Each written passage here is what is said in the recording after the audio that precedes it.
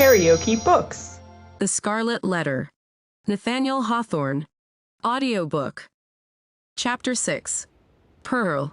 We have as yet hardly spoken of the infant, that little creature, whose innocent life had sprung, by the inscrutable decree of Providence, a lovely and immortal flower, out of the rank luxuriance of a guilty passion.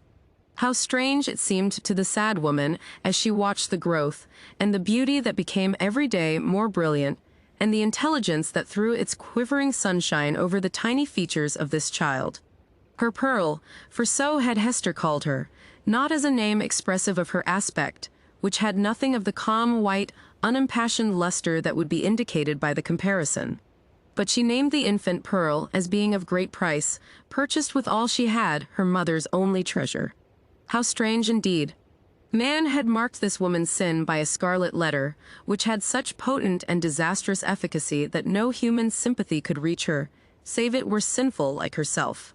God, as a direct consequence of the sin which man thus punished, had given her a lovely child, whose place was on that same dishonored bosom, to connect her parent forever with the race and descent of mortals, and to be finally a blessed soul in heaven. Yet these thoughts affected Hester Prynne less with hope than apprehension. She knew that her deed had been evil. She could have no faith, therefore, that its result would be good. Day after day, she looked fearfully into the child's expanding nature, ever dreading to detect some dark and wild peculiarity that should correspond with the guiltiness to which she owed her being. Certainly, there was no physical defect. By its perfect shape, its vigor, and its natural dexterity in the use of all its untried limbs, the infant was worthy to have been brought forth in Eden, worthy to have been left there, to be the plaything of the angels after the world's first parents were driven out. The child had a native grace which does not invariably coexist with faultless beauty. Its attire, however simple, always impressed the beholder as if it were the very garb that precisely became it best. But little Pearl was not clad in rustic weeds. Her mother, with a morbid purpose that may be better understood hereafter, had bought the richest tissues that could be procured, and allowed her imaginative faculty its full play in the arrangement and decoration of the dresses which the child wore before the public eye. So magnificent was the small figure when thus arrayed, and such was the splendor of Pearl's own proper beauty, shining through the gorgeous robes which might have extinguished a paler loveliness, that there was an absolute circle of radiance around her on the darksome cottage floor. And yet a russet gown, torn and soiled with the child's rude play, made a picture of her just as perfect. Pearl's aspect was imbued with a spell of infinite variety. In this one child there were many children, comprehending the full scope, between the wild flower prettiness of a peasant baby and the pomp in little of an infant princess.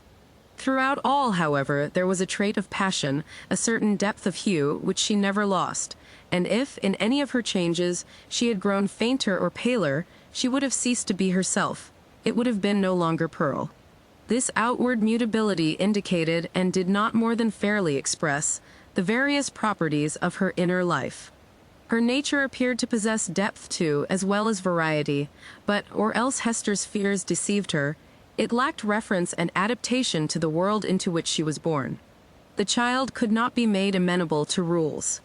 In giving her existence, a great law had been broken, and the result was a being whose elements were perhaps beautiful and brilliant, but all in disorder, or with an order peculiar to themselves, amidst which the point of variety and arrangement was difficult or impossible to be discovered.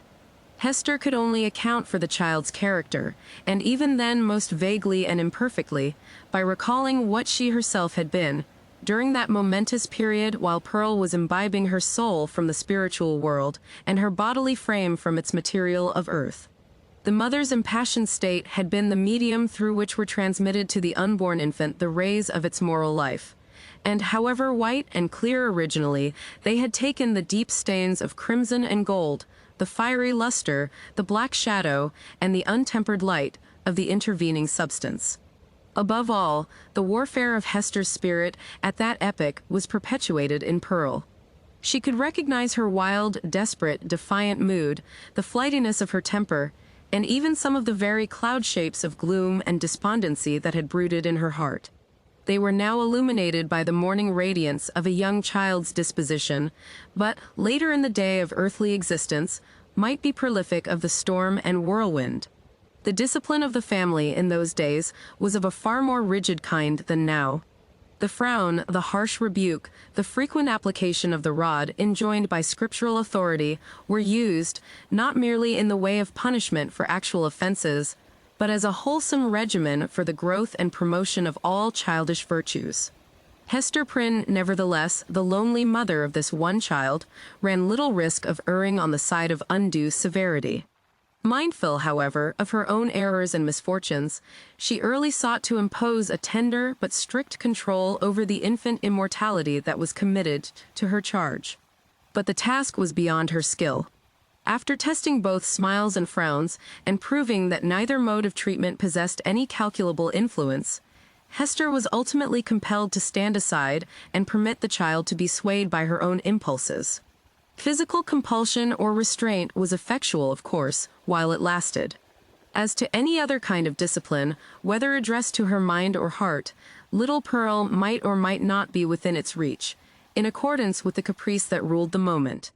Her mother, while Pearl was yet an infant, grew acquainted with a certain peculiar look that warned her when it would be labor thrown away to insist, persuade, or plead.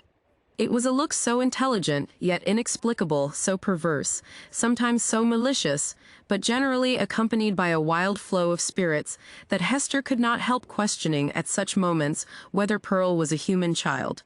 She seemed rather an airy sprite, which, after playing its fantastic sports for a little while upon the cottage floor, would flit away with a mocking smile.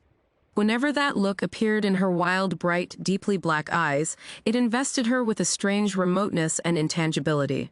It was as if she were hovering in the air and might vanish, like a glimmering light, that comes we know not whence, and goes we know not whither. Beholding it, Hester was constrained to rush towards the child, to pursue the little elf in the flight which she invariably began, to snatch her to her bosom with a close pressure and earnest kisses, not so much from overflowing love as to assure herself that Pearl was flesh and blood and not utterly delusive. But Pearl's laugh, when she was caught, though full of merriment and music, made her mother more doubtful than before. Heart-smitten at this bewildering and baffling spell that so often came between herself and her sole treasure, whom she had bought so dear, and who was all her world, Hester sometimes burst into passionate tears. Then, perhaps, for there was no foreseeing how it might affect her, Pearl would frown and clench her little fist, and harden her small features into a stern, unsympathizing look of discontent. Not seldom, she would laugh anew, and louder than before, like a thing incapable and unintelligent of human sorrow. Or, but this more rarely happened, she would be convulsed with a rage of grief, and sob out her love for her mother in broken words, and seem intent on proving that she had a heart by breaking it. Yet Hester was hardly safe in confiding herself to that gusty tenderness. It passed as suddenly as it came. Brooding over all these matters, the mother felt like one who has evoked a spirit, but, by some irregularity in the process of conjuration, has failed to win the master word that should control this new and incomprehensible intelligence. Her only real comfort was when the child lay in the placidity of sleep. Then she was sure of her, and tasted hours of quiet, sad, delicious happiness, until, perhaps with that perverse expression glimmering from beneath her opening lids, little Pearl awoke. How soon, with what strange rapidity indeed, did Pearl arrive at an age that was capable of social intercourse, beyond the mother's ever-ready smile and nonsense words. And then what a happiness would it have been, could Hester Prynne have heard her clear, bird-like voice mingling with the uproar of other childish voices, and have distinguished and unraveled her own darling's tones amid all the entangled outcry of a group of sportive children. But this could never be. Pearl was a born outcast of the infantile world. An imp of evil, emblem and product of sin, she had no right among christened infants. Nothing was more remarkable than the instinct, as it seemed, with which the child comprehended her loneliness, the destiny that had drawn an inviolable circle round about her, the whole peculiarity, in short, of her position in respect to other children. Never, since her release from prison, had Hester met the public gaze without her. In all her walks about the town, Pearl, too, was there, first as the babe in arms, and afterwards as the little girl, small companion of her mother, holding a forefinger with her whole grasp, and tripping along at the rate of 3 or 4 footsteps to one of Hester's. She saw the children of the settlement, on the grassy margin of the street, or at the domestic thresholds, disporting themselves in such grim fashion as the puritanic nurture would permit, playing at going to church perchance, or at scourging Quakers, or taking scalps in a sham fight with the Indians, or scaring one another with freaks of imitative witchcraft. Pearl saw and gazed intently, but never sought to make acquaintance. If spoken to, she would not speak again. If the children gathered about her, as they sometimes did, Pearl would grow positively terrible in her puny wrath, snatching up stones to fling at them, with shrill, incoherent exclamations that made her mother tremble, because they had so much the sound of a witch's anathemas in some unknown tongue. The truth was that the little Puritans, being of the most intolerant brood that ever lived, had got a vague idea of something outlandish, unearthly, or at variance with ordinary fashions in the mother and child, and therefore scorned them in their hearts, and not unfrequently reviled them with their tongues. Pearl felt the sentiment, and requited it with the bitterest hatred that can be supposed to rankle in a childish bosom. These outbreaks of a fierce temper had a kind of value, and even comfort, for her mother, because there was at least an intelligible earnestness in the mood, instead of the fitful caprice that so often thwarted her in the child's manifestations. It appalled her, nevertheless, to discern here, again, a shadowy reflection of the evil that had existed in herself. All this enmity and passion had Pearl inherited by inalienable right out of Hester's heart.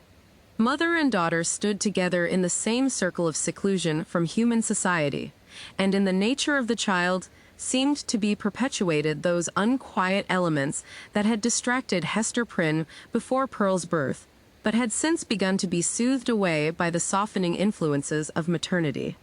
At home, within and around her mother's cottage, Pearl wanted not a wide and various circle of acquaintance. The spell of life went forth from her ever-creative spirit, and communicated itself to 1,000 objects, as a torch kindles a flame wherever it may be applied. The unlikeliest materials, a stick, a bunch of rags, a flower, were the puppets of Pearl's witchcraft, and without undergoing any outward change, became spiritually adapted to whatever drama occupied the stage of her inner world. Her one baby voice served a multitude of imaginary personages, old and young, to talk withal. The pine trees, aged, black and solemn, and flinging groans and other melancholy utterances on the breeze, needed little transformation to figure as Puritan elders. The ugliest weeds of the garden were their children, whom Pearl smote down and uprooted most unmercifully. It was wonderful, the vast variety of forms into which she threw her intellect, with no continuity, indeed, but darting up and dancing, always in a state of preternatural activity, soon sinking down as if exhausted by so rapid and feverish a tide of life, and succeeded by other shapes of a similar wild energy. It was like nothing so much as the phantasmagoric play of the northern lights. In the mere exercise of the fancy, however, and the sportiveness of a growing mind, there might be little more than was observable in other children of bright faculties, except as Pearl, in the dearth of human playmates, was thrown more upon the visionary throng which she created. The singularity lay in the hostile feelings with which the child regarded all these offspring of her own heart and mind. She never created a friend, but seemed always to be sowing broadcast the dragon's teeth, whence sprung a harvest of armed enemies, against whom she rushed to battle. It was inexpressibly sad, then, what depth of sorrow to a mother, who felt in her own heart the cause, to observe in one so young this constant recognition of an adverse world, and so fierce a training of the energies that were to make good her cause, in the contest that must ensue. Gazing at Pearl, Hester Prynne often dropped her work upon her knees, and cried out with an agony which she would fain have hidden, but which made utterance for itself betwixt speech and a groan. O Father in heaven, if thou art still my Father, what is this being which I have brought into the world? And Pearl, overhearing the ejaculation, or aware through some more subtle channel of those throbs of anguish, would turn her vivid and beautiful little face upon her mother, smile with sprite-like intelligence, and resume her play. One peculiarity of the child's deportment remains yet to be told. The very first thing which she had noticed in her life was what? Not the mother's smile responding to it, as other babies do, by that faint embryo smile of the little mouth remembered so doubtfully afterwards, and with such fond discussion whether it were indeed a smile. By no means. But that first object of which Pearl seemed to become aware was, shall we say it, the scarlet letter on Hester's bosom. One day, as her mother stooped over the cradle, the infant's eyes had been caught by the glimmering of the gold embroidery about the letter, and putting up her little hand, she grasped at it, smiling not doubtfully but with a decided gleam that gave her face the look of a much older child. Then, gasping for breath, did Hester Prynne clutch the fatal token, instinctively endeavoring to tear it away. So infinite was the torture inflicted by the intelligent touch of Pearl's baby hand. Again, as if her mother's agonized gesture were meant only to make sport for her, did little Pearl look into her eyes and smile. From that epoch, except when the child was asleep, Hester had never felt a moment's safety, not a moment's calm enjoyment of her. Weeks, it is true, would sometimes elapse, during which Pearl's gaze might never once be fixed upon the scarlet letter, but then again it would come at unawares, like the stroke of sudden death, and always with that peculiar smile and odd expression of the eyes. Once this freakish, elvish cast came into the child's eyes, while Hester was looking at her own image in them, as mothers are fond of doing. And suddenly, for women in solitude and with troubled hearts are pestered with unaccountable delusions, she fancied that she beheld not her own miniature portrait, but another face in the small black mirror of Pearl's eye.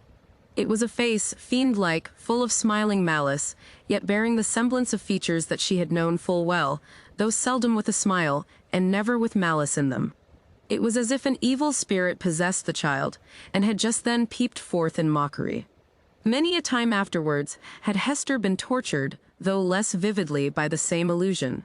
In the afternoon of a certain summer's day, after Pearl grew big enough to run about, she amused herself with gathering handfuls of wild flowers and flinging them one by one at her mother's bosom, dancing up and down like a little elf whenever she hit the scarlet letter.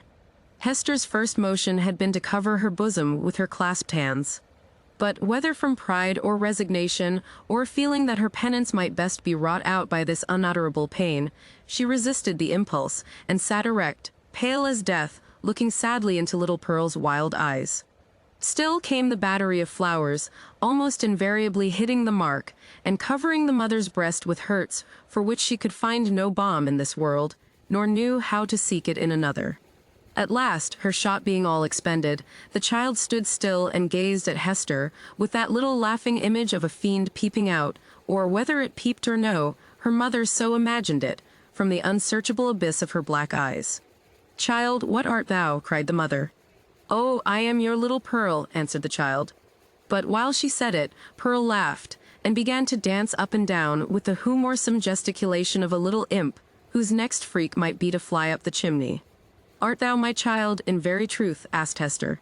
Nor did she put the question altogether idly, but for the moment with a portion of genuine earnestness, for such was Pearl's wonderful intelligence that her mother half doubted whether she were not acquainted with the secret spell of her existence, and might not now reveal herself.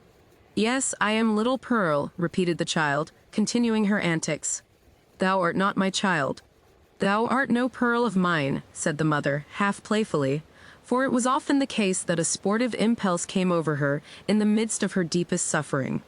"Tell me then what thou art, and who sent thee hither." "Tell me, mother," said the child seriously, coming up to Hester and pressing herself close to her knees. "Do thou tell me." "Thy heavenly Father sent thee," answered Hester Prynne. But she said it with a hesitation that did not escape the acuteness of the child. Whether moved only by her ordinary freakishness, or because an evil spirit prompted her, she put up her small forefinger and touched the scarlet letter. "He did not send me," cried she positively. "I have no heavenly Father." "Hush, Pearl, hush. Thou must not talk so," answered the mother, suppressing a groan. "He sent us all into this world. He sent even me, thy mother. Then much more thee. Or if not, thou strange and elfish child, whence didst thou come? Tell me." "Tell me," repeated Pearl, no longer seriously but laughing and capering about the floor. "It is thou that must tell me." But Hester could not resolve the query, being herself in a dismal labyrinth of doubt. She remembered, betwixt a smile and a shudder, the talk of the neighboring townspeople, who, seeking vainly elsewhere for the child's paternity and observing some of her odd attributes, had given out that poor little Pearl was a demon offspring, such as, ever since old Catholic times, had occasionally been seen on earth through the agency of their mother's sin, and to promote some foul and wicked purpose. Luther, according to the scandal of his monkish enemies, was a brat of that hellish breed. Nor was Pearl the only child to whom this inauspicious origin was assigned among the New England Puritans. If you liked what you heard, please subscribe to the channel.